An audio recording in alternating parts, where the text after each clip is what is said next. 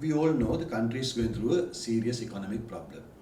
Everybody is talking about the problem, but nobody is talking about the solution. What is the solution for this problem? The only solution I see is to encourage entrepreneurship in this country. The problem we have had since independence is we never respected the entrepreneur. We never respected the businessman. We always saw the businessman, the entrepreneur, as a rogue. The government officers always treated them as rogue, as somebody who is doing something wrong, so you have to take money out of them, you have to extract something out of them. That is the way these people are looked at. That's a completely wrong attitude. If you look at the economy of this country, the economy is driven by these people. Economy is driven by people who employ few other people and do some business, who are self-employed, who are running small and medium sector businesses. So if we support these people, encourage these people and develop these people, that is how the GDP will grow. There are a lot of people who have completely misunderstood the difference between the national income and the government income.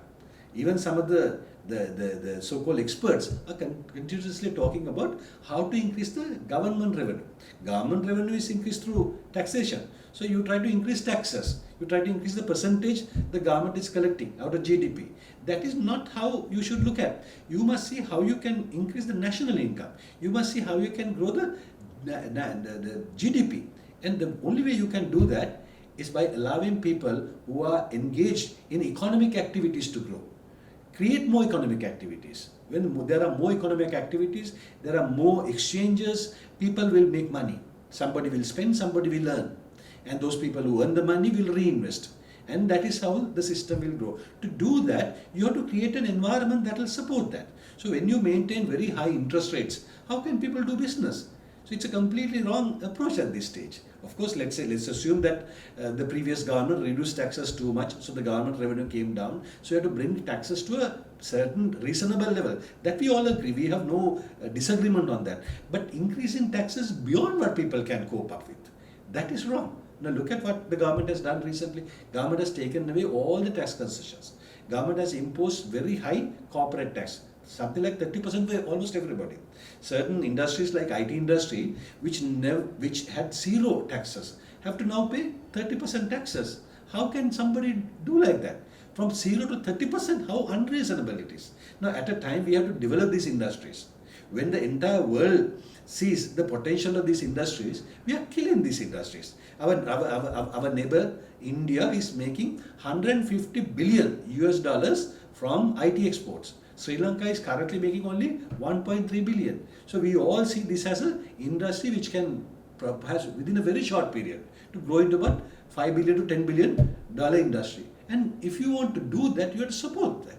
Instead, what you are going to do, you are going and taxing those companies, corporate tax 30%, and individual taxes also have been increased. Now, a professional in this country will always earn a higher salary according to the current tax brackets, where he will have to pay 30% tax, 36% tax. So will these professionals stay in this country? They will start leaving. So we will start using the brains of this country. We will start using the small and medium sector companies in this country. People will be unemployed. What is going to be the final result? So the government has to now understand they have completely messed this up. At least now they must go to the root cause of the problem and solve that. Only way it can be done by understanding what creates economic activities, what helps the country's economy grow, and support those sectors which help the economic growth. Taxes can be definitely brought down to a reasonable level. 14% of GDP, acceptable. But I'm sure with this current taxes that has been imposed, they'll be talking about much more than that. The expectation was about 18%. In fact, the President Ranil Wickremesinghe, when he addressed the Parliament last, said that he intends to take the tax percentage to about 18%. That is not something that we can agree to. Keep it reasonable. If it was 8% just 6 months ago, don't jump to 18% all of a sudden. No, gradually increase that. Increase in a manner that the people and the companies can cope up with. And then interest rates you can definitely bring down. You don't have to maintain this high interest regime. When you listen to the central bank governor, I think he has got it completely wrong. He thinks you have to contract the economy. You think the inflation is totally due to high money circulation. That is wrong. The inflation is due to various other factors. We must understand that the value of the rupee came down. When the value of rupee comes down, when the rupee depreciates, what happens? All the imports go up in cost. Now there are a lot of industries, lot of products that use imported raw material. So naturally, all those costs go up. So then it creates a chain reaction. So the cost that you are seeing today, the cost increases are mostly due to these things and various other factors that increase the basic production cost.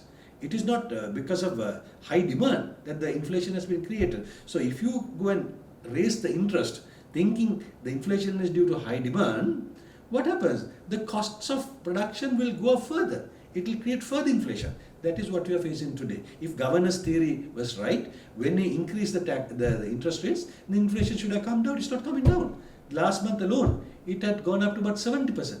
So it will be more in the months to come. So you have got it wrong, sir. Please correct it.